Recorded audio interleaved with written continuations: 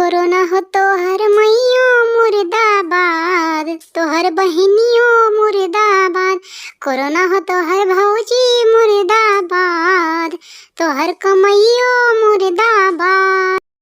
हे corona 2022 आ गल, अब भी तो छोड़ दा हमनी के।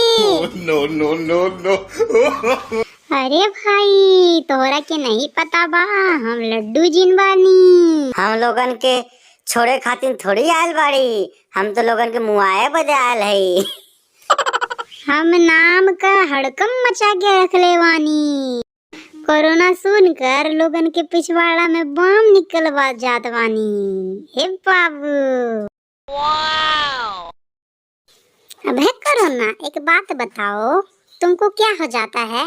ऐसे तो तुम शांत रहते हो, ठंडा आते ही तुम यहाँ आ जाते हो और लॉकडाउन लॉकडाउन शोर करवा देते हो।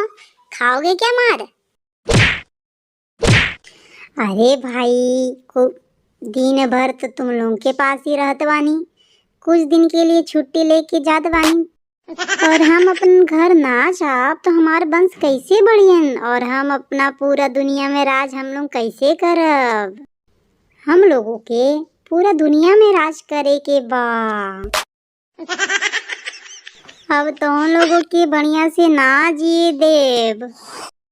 हम 5 महीना रहत बानी अपने घर में, हम लोगों के बहुत बाल बच्चा होत बानी ताकि दुनिया में पूरा राज कर सको।